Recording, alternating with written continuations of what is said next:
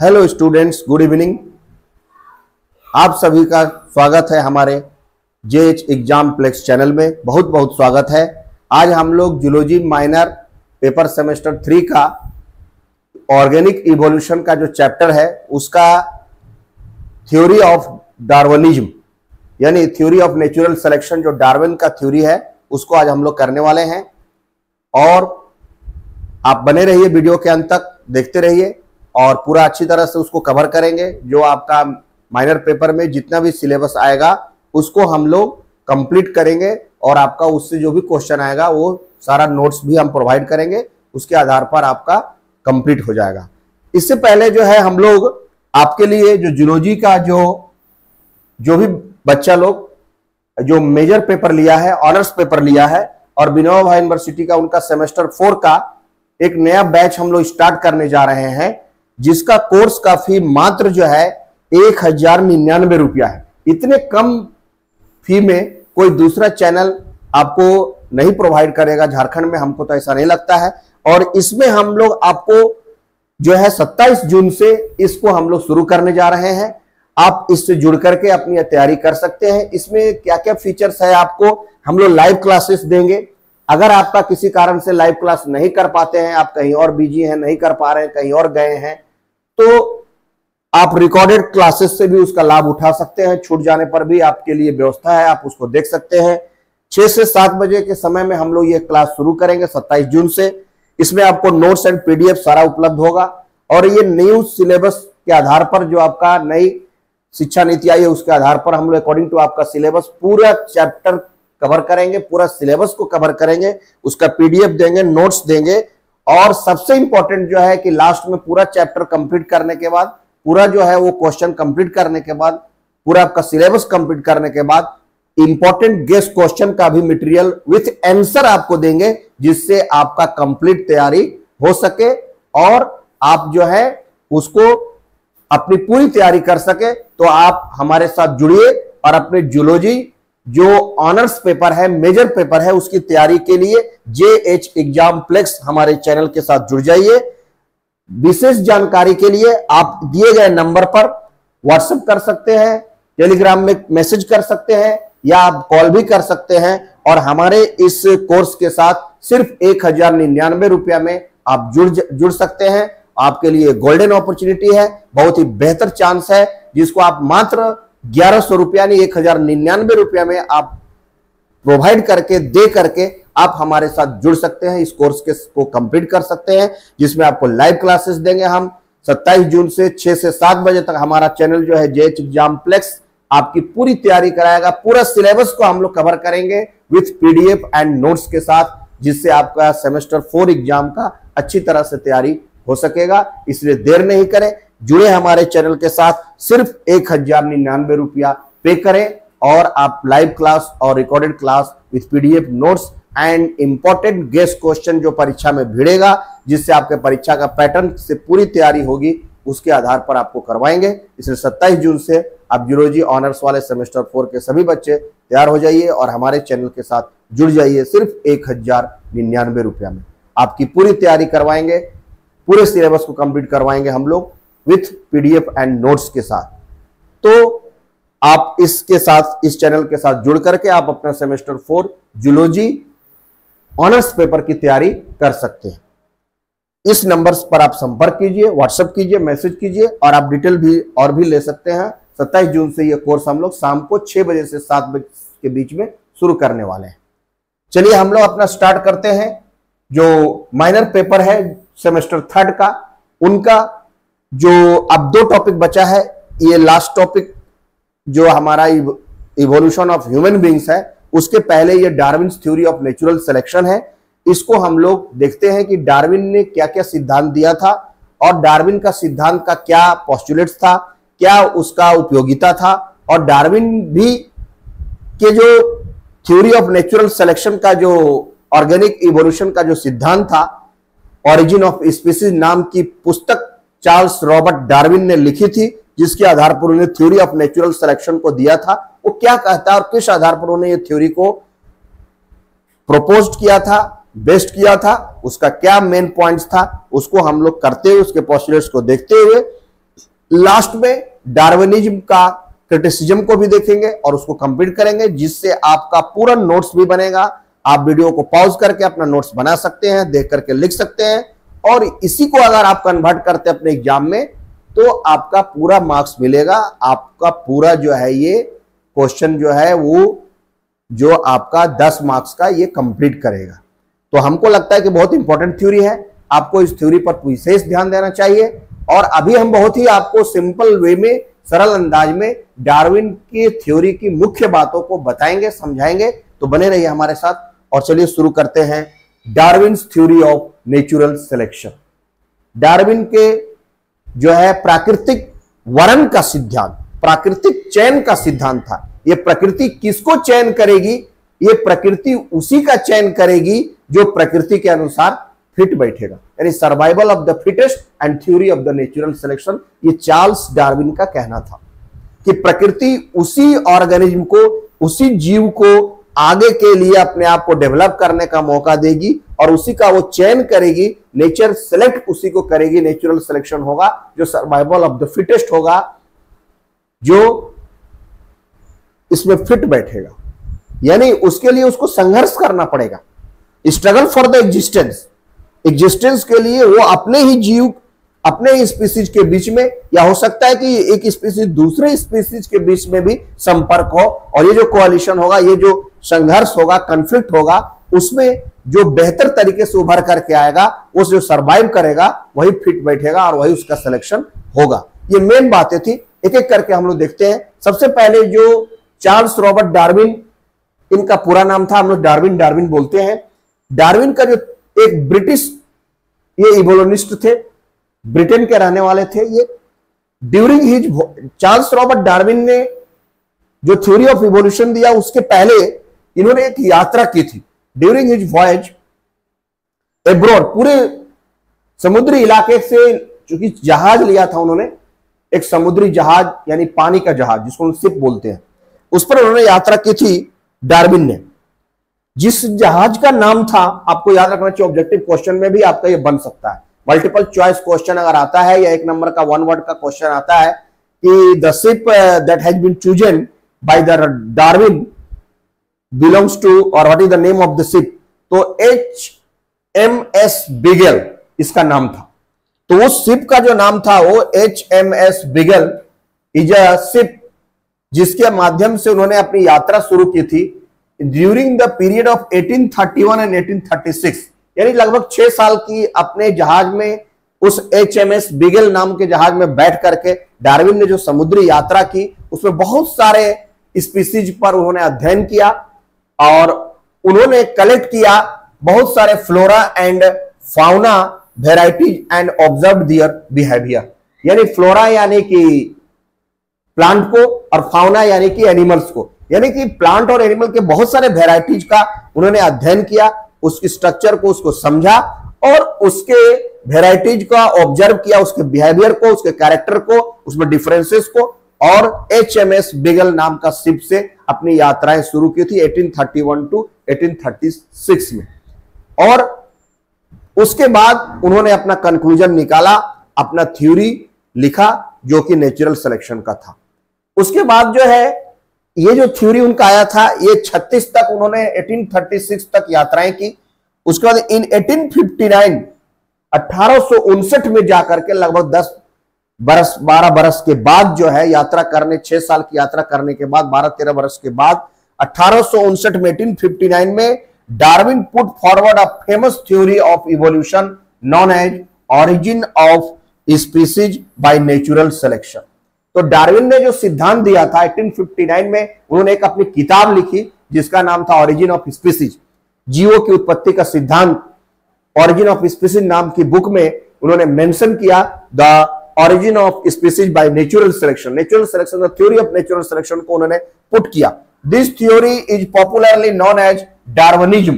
क्योंकि डार्विन ने उस थ्योरी को दिया था, इसलिए डार्विनिज्म, डार्विनवाद का सिद्धांत, डार्विन का प्राकृतिक चरण का सिद्धांत, प्राकृतिक चयन का सिद्धांत जो था, उसके नाम से हम लोग जानते हैं। Charles Darwin put forward the theory of evolution. Charles Robert Darwin ने थ्योरी ऑफ इवोल्यूशन को दिया, popularly known as the theory of natural selection in his book origin of species published in 1859। उन्होंने 1859 में अपनी किताब छपवाई। उस किताब में उन्होंने ऑरिजिन ऑफ स्पीसीज नाम की बुक में थ्योरी ऑफ नेचुरल सिलेक्शन को, थ्योरी ऑफ ऑर्गेनिक इवोल्यूशन का जो नेचुरल सिलेक्शन का सिद्धांत था, उस सिद्धांत को उन्होंने प्रतिपादित किया, उसमें उन्होंने अपने लेख में छपवाया और उस सिद्धांत के माध्यम से आगे जीव का जो 6-7 वर्षों तक उस जहाज में यात्रा करने के बाद बहुत तरह की उस यात्रा के दौरान जो प्रजाति प्लांट का, एनिमल का जो स्पीसीज मिला था, उसके बिहेवियर का अध्ययन करने के बाद, उसके सारे कैरेक्टरिस्टिक का अध्ययन करने के बाद जो उन्होंने कंक्लूजन निकाला था, उस कंक्लूजन को उन्होंने अपने उस थ्योरी ऑफ नेचुरल सिलेक्शन में लिखा था, उस सिद्धांत को दिया था, जिसकी मुख्य बातें जो क्या थी वो हम लोग देखते हैं।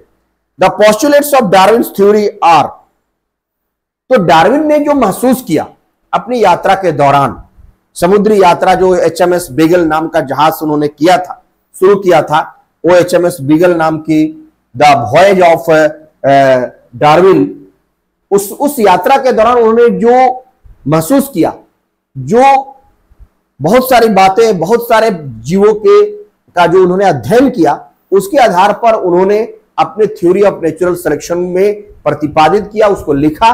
तो सबसे पहले डार्विन देखा कि जीव जो है अपनी उत्पत्ति कर रहा है, अपनी संख्या को बढ़ा रहा है, तो उनके थ्योरी का जो मुख्य बात, जो पहली बात थी, तो था ओवर प्रोडक्शन।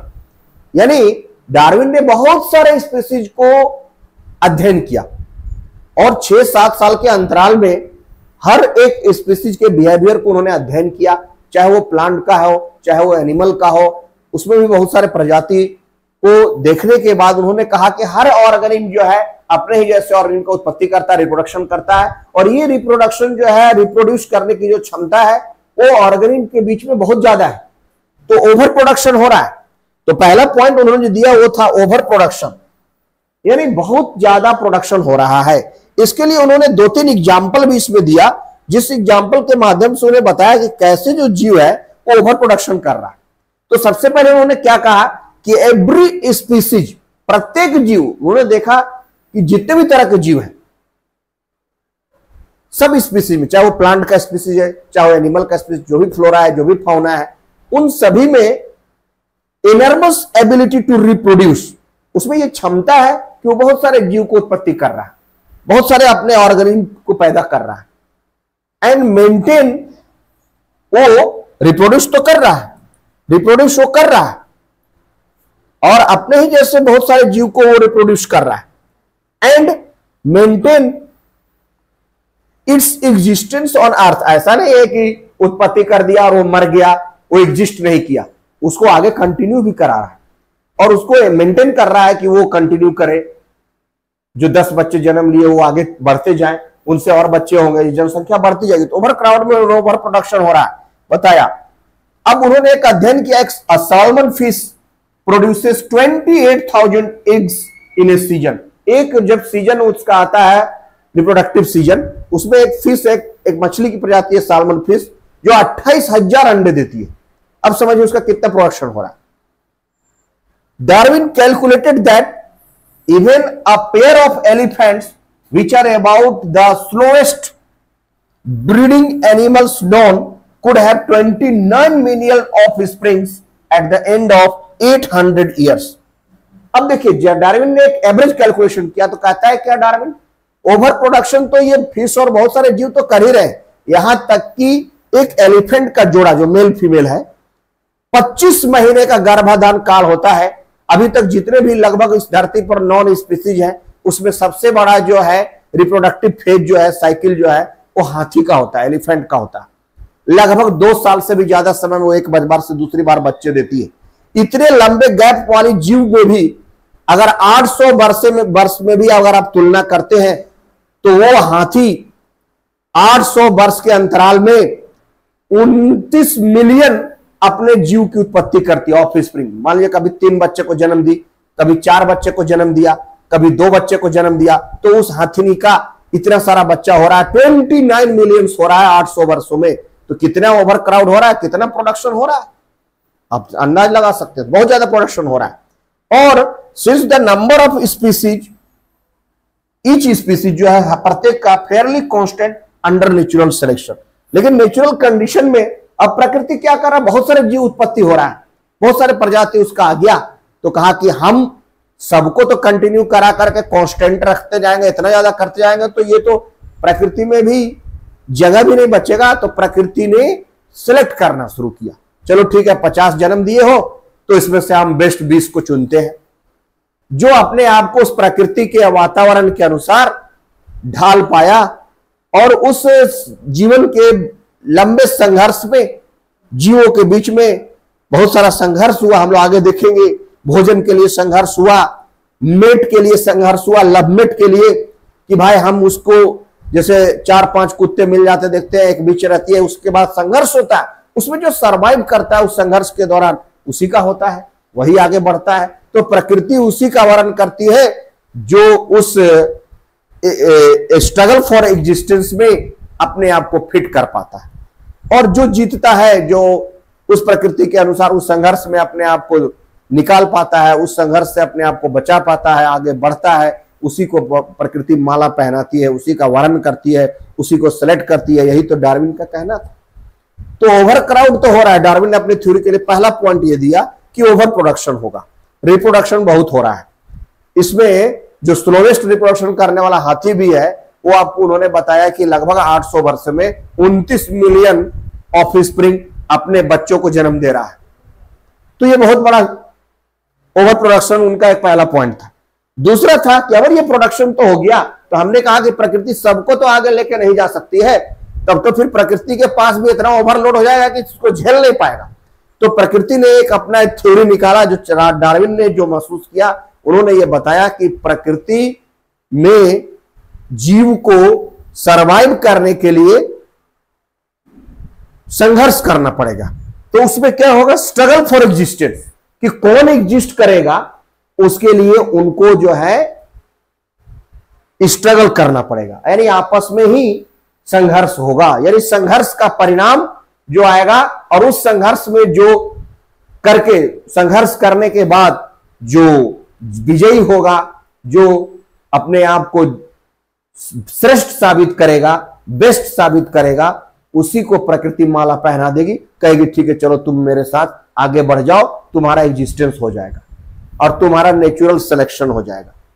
नहीं तो जो फिट नहीं होगा वो वाइप आउट हो जाएगा, वो निकल जाएगा, प्रकृति उसको हटा देगी, वो एक तरह से कहिए कि वो मिट जाएगा, उसका अस्तित्व जो है वो खत्म हो जाएगा।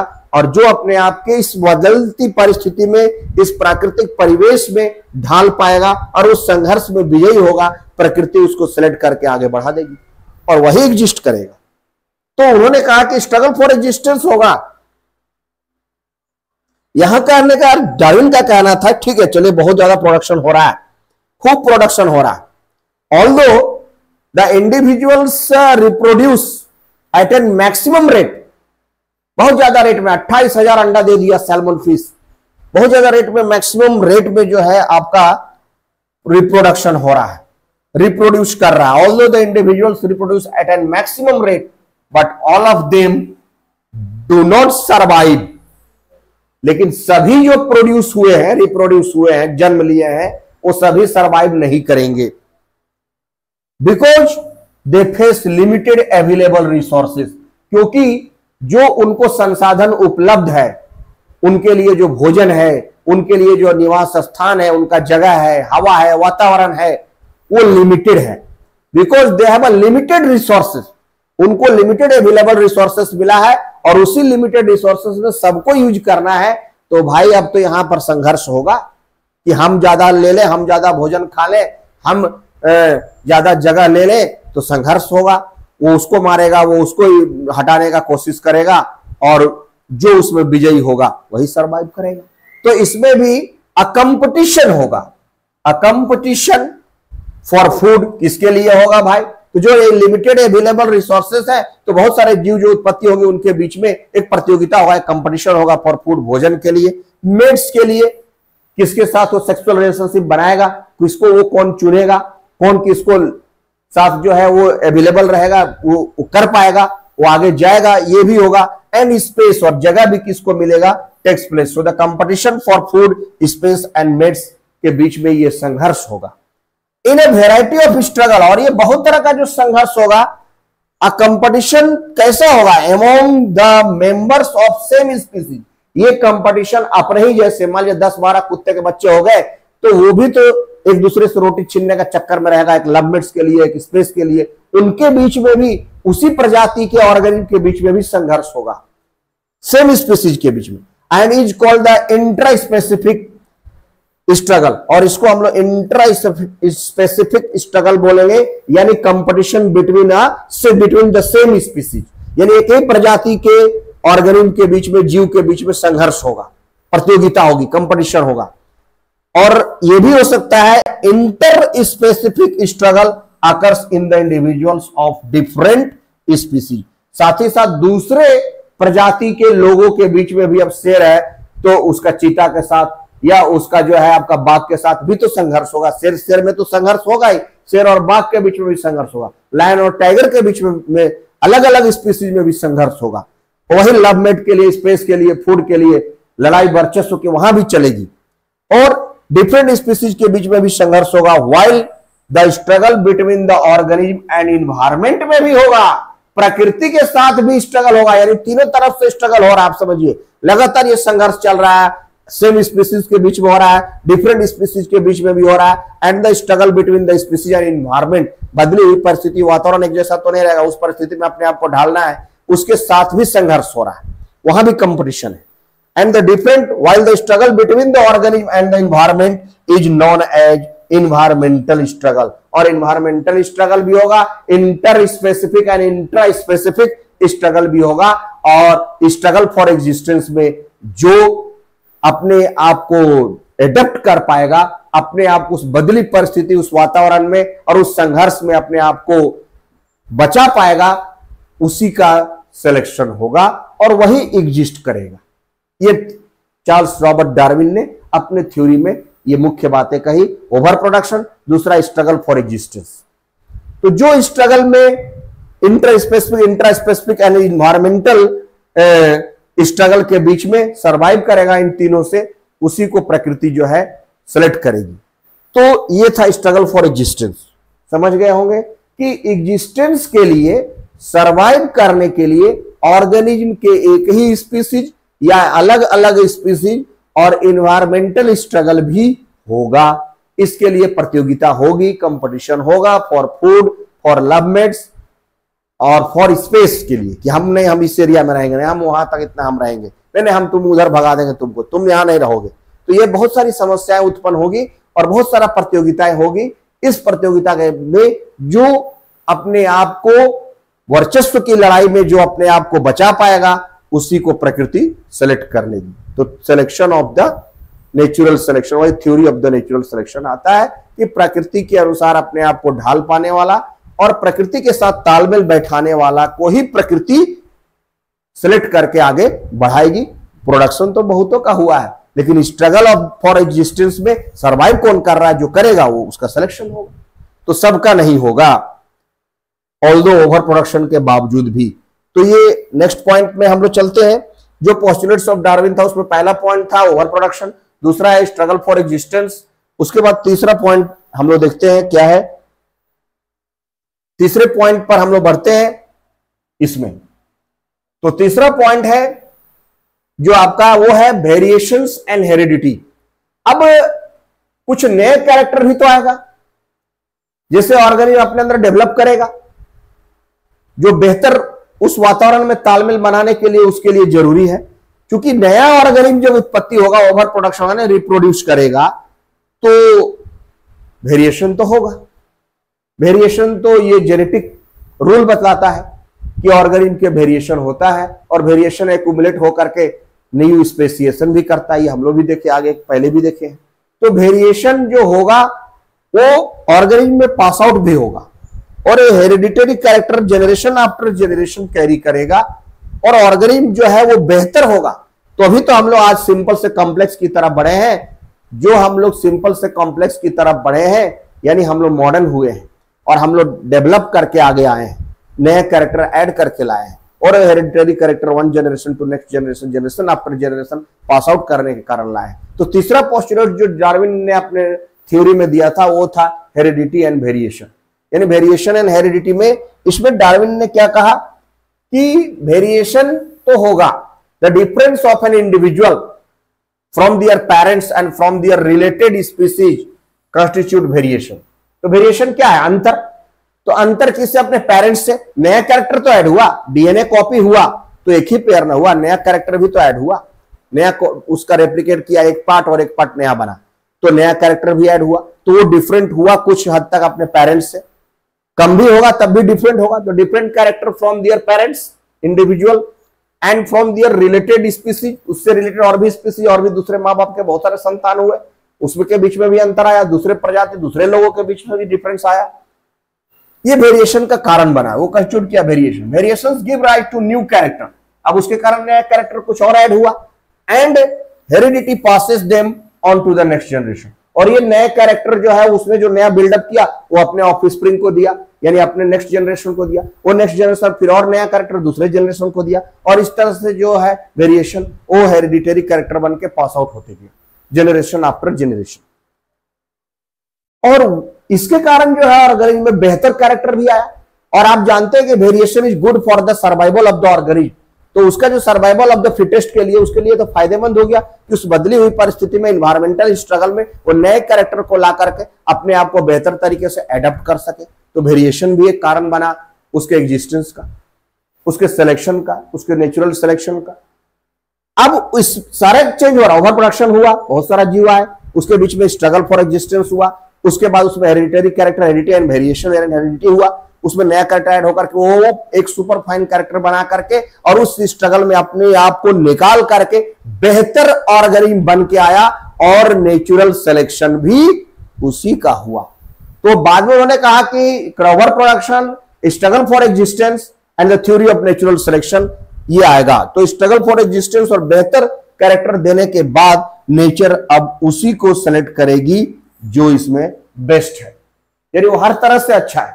उसने उस स्ट्रगल में भी अपने आप को बेहतर प्रूफ किया, इन्वायरमेंटल चेंजेस भी अपने अंदर लाया, उसी स्ट्रगल में भी अपने अंदर जो है वो नए कैरेक्टर ऐड करके वेरिएशन ला करके वो बेहतर बना।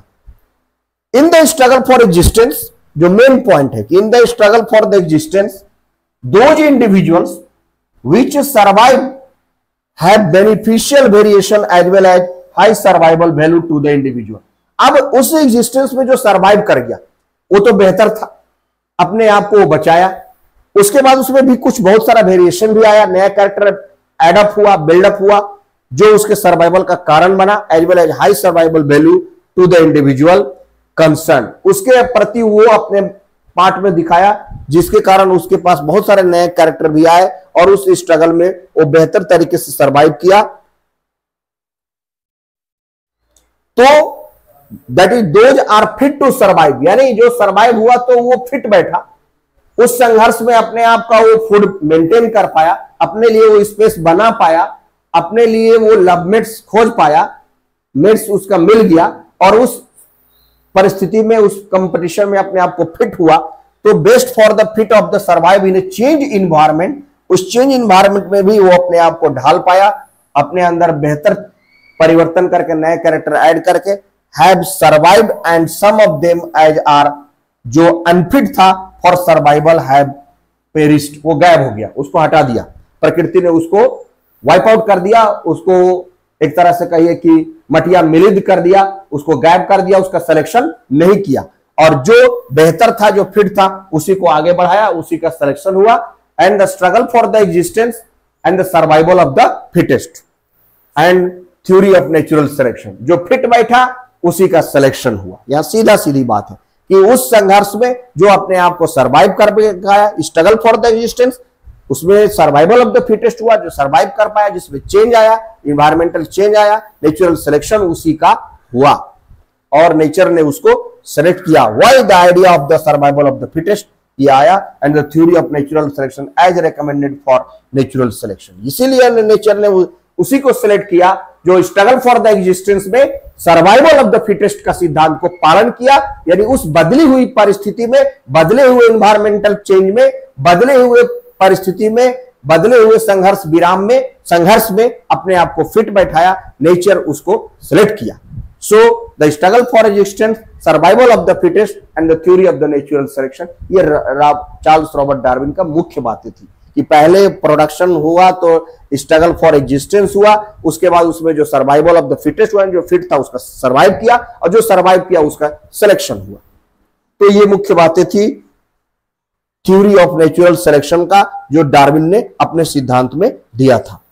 इन सभी आधार पर उसको उन्होंने प्रूफ करने का प्रयास किया और अपनी थ्योरी को प्रतिपादित किया। उसके बाद उन्होंने अपना किताब लिखा और अपना सिद्धांत दिया। लास्ट में लिखा ऑरिजिन ऑफ न्यू स्पीसीज। अब ये नया प्रजाति तो बनेगा, हमने आपको पहले भी वीडियो में बताया था कि भाई एक प्रजाति बनने में आपको 25 लाख वर्ष लगते हैं। ये वेरिएशन जब धीरे धीरे धीरे धीरे धीरे धीरे पीढ़ी दर पीढ़ी जमा हो करके इतने वर्ष लगाता है तो एक नई प्रजाति बना है। शायद हम लोग 25 लाख बाद उस मंकी से, उस बंदर से डेवलप करके मनुष्य बने, और अब हमसे जो नया प्रजाति बनेगा इसको भी बनने में 25 लाख वर्ष लग जाएगा। तो ये न्यू स्पीसीज का सिद्धांत उसी पर आधारित है, ये कैलकुलेटेड है, ये लगभग समझने की बात है। हम और आप तो देख ही नहीं पाएंगे, 100 वर्ष तो जीने का हिसाब ही नहीं है, तो 2500 लाख वर्ष के बाद कौन करेगा? तो इसके लिए बहुत समय लगता है। So the origin of new species, नया प्रजाति तो आएगा ही, वेरिएशन आएगा, वेरिएशन हेरिडिटरी कैरेक्टर जो है वो ऐड होके जाएगा, तो नया स्पीसीज का उत्पत्ति होगा। The useful variation, useful variation, variation हम लोग हमेशा ऑर्गेनिज्म में जब सेक्सुअल प्रोडक्शन होता है तो वेरिएशन होता है, और वेरिएशन जो ऑर्गेनिज्म करता है तो उसका चांसेस ऑफ सर्वाइवल बढ़ जाता है और उसको बेहतर तरीके से एडप्ट करने में, अपने आप को इवॉल्व करने में, उस इन्वायरमेंट में उसको मौका मिलता है। तो ये variation is good for the organism. The useful variation become more prominent and repeat in the production generation after generation. तो जो भी वेरिएशन हो रहा है आपका, वो वेरिएशन जो है वो ऑर्गेनिज्म के लिए बेहतर है। द यूजफुल वेरिएशन, जिसको उन्होंने अडेप्ट किया और उस बदली हुई परिस्थिति में अपने आप को चेंज किया, तो उस चेंज इन्वायरमेंट में जो है वो अपने आप को सर्वाइव कर पाया।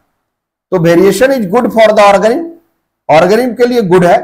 तो वही कह रहा है कि the useful variation become more prominent and respect in the proceeding generation, और अगली जनरेशन में वो पास आउट होते गया और पीढ़ी दर पीढ़ी वो चेंज करते गया। This variations continue generation after generation producing the formation of new species. जब ये एक्यूमुलेट हो जाएगा तो बहुत लंबे समय के बाद उस स्पीसीज में मॉडिफिकेशन होगा और उससे एक नया प्रजाति भी बन जाएगा। So the origin of new species का भी एक ये कारण बनेगा। तो ये समझ गए। अब इतने सारे बिंदुओं पर 5 बिंदु में डिस्कशन किया। डार्विन की मुख्य बातें हमने आपको बताई।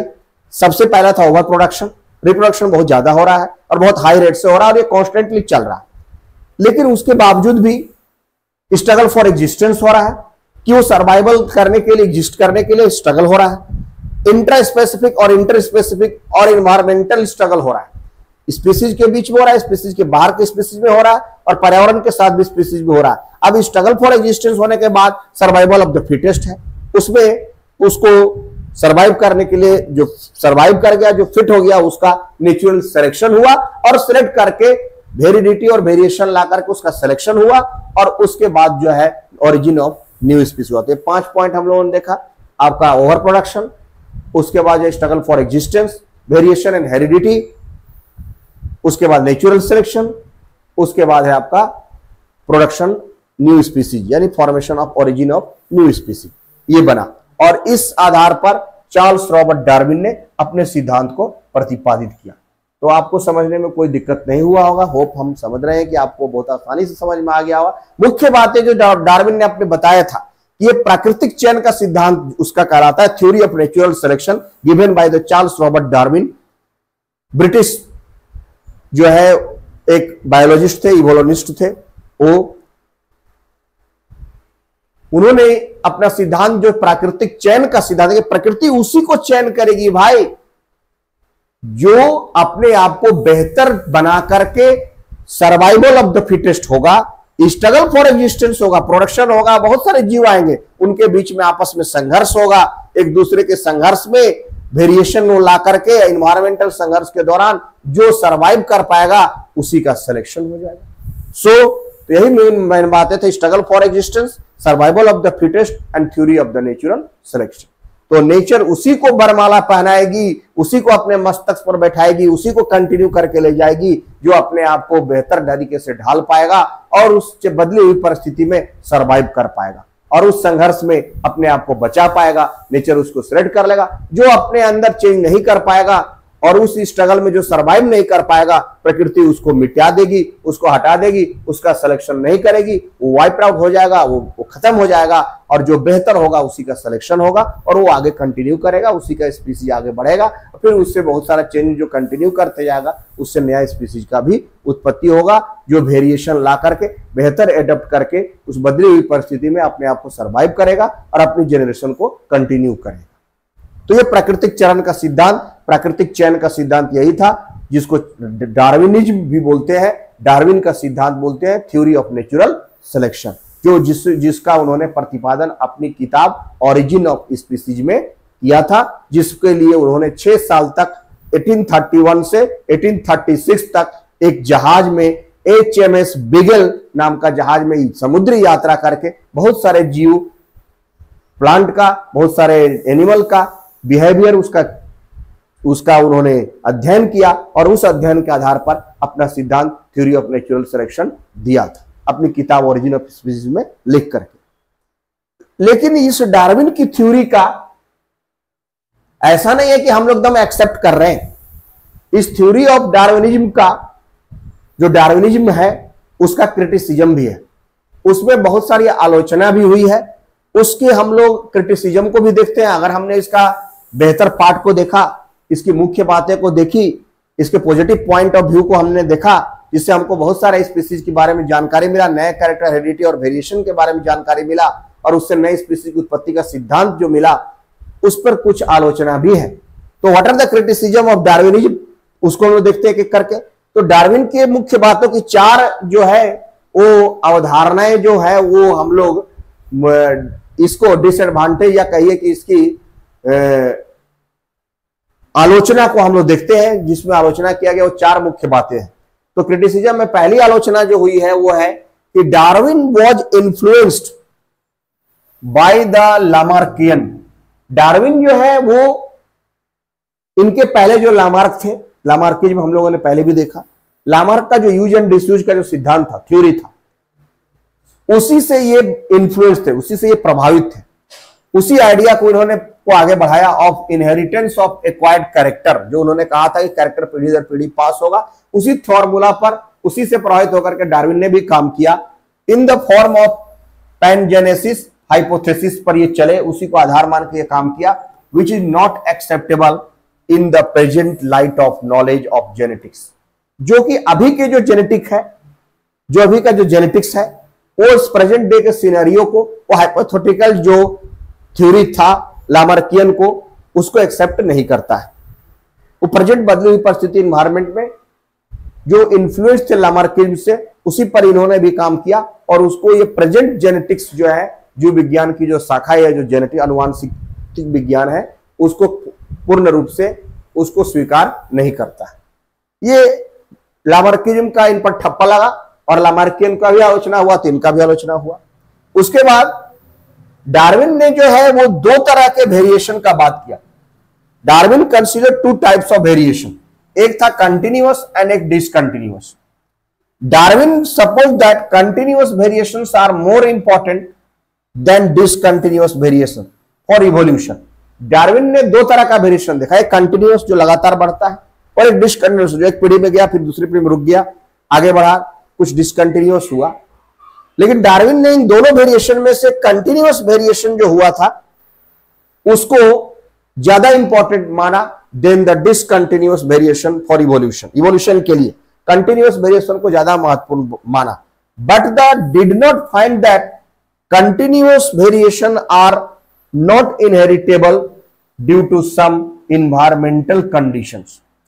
लेकिन बाद में ऐसा देखा गया या पाया गया कि जो कंटिन्यूअस वेरिएशन था वो जो है इनहेरिटेड नहीं हुआ आगे चल के पीढ़ी दर पीढ़ी, due to some environmental condition. पर्यावरण में कुछ पारिस्थितिक बैलेंस नहीं बनाने के कारण वो जो वेरिएशन पीढ़ी दर पीढ़ी बढ़ रहा था, कुछ समय के बाद वो कंटिन्यूअस वेरिएशन जो है दूसरी पीढ़ी में नहीं बढ़ा और वो इवोल्यूशन में बाधा बना। तो ये डार्विन का थ्योरी का जो कंटिन्यूअस वेरिएशन का जो इवोल्यूशन का सिद्धांत था वो कहीं कहीं पर फेल हुआ और इस पर क्रिटिसिज्म हुआ। नेक्स्ट जो है वो है Darwin did not explain the presence of vestigial organ. देखिए लामार्किज्म का मेन महत्वपूर्ण बात यह था कि लामार्किज्म ने यूज एंड डिसयूज पर जो ऑर्गन का बात किया कि बहुत ज्यादा यूज किया तो उस ऑर्गन को आगे बढ़ाते गया, जिस ऑर्गन का यूज करना बंद कर दिया वो डिसयूज हुआ, वो ऑर्गन रहते हुए भी कोई काम नहीं कर पाया, वो वेस्टिजियल ऑर्गन बना। और वेस्टिजियल ऑर्गन का कंसेप्ट जो लामार्किज्म ने दिया था, तो लामार्किज्म का वहां पर बहुत बड़ा ये योगदान था वेस्टिजियल ऑर्गन को देने में। लेकिन उससे इन्फ्लुएंस होने के बाद डार्विन इस पर कोई काम नहीं किया। डार्विन जो है did not explain the presence of vestigial organ, जो हमारे अंदर अवशेषी अंग है, फंक्शनलेस ऑर्गन है, जिसका कोई काम नहीं, वो हमारे बॉडी के अंदर प्रेजेंट तो जरूर है लेकिन कोई काम नहीं करता, उसके रहने या नहीं रहने से हमको कोई फर्क नहीं पड़ने वाला है। जैसे हमारे अंदर अपेंडिक्स है, उसका फंक्शनलेस ऑर्गन है, वो वेस्टिजियल ऑर्गन है। तो उसी तरह और भी जीव में बहुत सारे ऑर्गन है जिसका कोई रोल नहीं है। इसके बारे में प्रेजेंस ऑफ वेस्टिजियल ऑर्गन के बारे में डार्विन ने कोई एक्सप्लेनेशन नहीं दिया, जो कि लामार्किज्म ने उस पर काम किया था। डार्विन ने इस पर कोई काम नहीं किया, यह भी इनका बहुत बड़ा ड्रॉबैक है, क्रिटिसिज्म है। अगला जो पॉइंट है जो क्रिटिसिज्म का है वो डार्विन्स थ्योरी जो है, Darwin's theory of natural selection explains survival of the fittest. ठीक है, डार्विन ने कहा कि भाई संघर्ष तो होगा जीव के बीच में या दो अलग अलग स्पीसीज के बीच में, पर्यावरण के बीच में भी। प्रकृति बदलती जाएगी, परिस्थितियां एक जैसी नहीं रहेगी, बहुत सारे चेंजेस होंगे, उसमें ऑर्गेनिज्म के बीच में संघर्ष होगा और वो अपने अंदर वेरिएशन ला करके उस बदली हुई परिस्थिति में अपने आप को संतुलन बनाने का, अपने आप को ढालने का, एडेप्टेशन करने का वो प्रयास करेगा। और अगर इसमें उसको सफलता मिलती है तो प्रकृति उसको सरवाइव कर देगी, उसको रहने देगी, उसको फिट मान करके उसका सिलेक्शन कर लेगी। लेकिन ये जो फिटेस्ट का जो सबसे बेस्ट जो आया उसका सिलेक्शन तो हो जाएगा भाई, ठीक है, लेकिन but not arrival of the fittest as found in the organs of electric torpedo.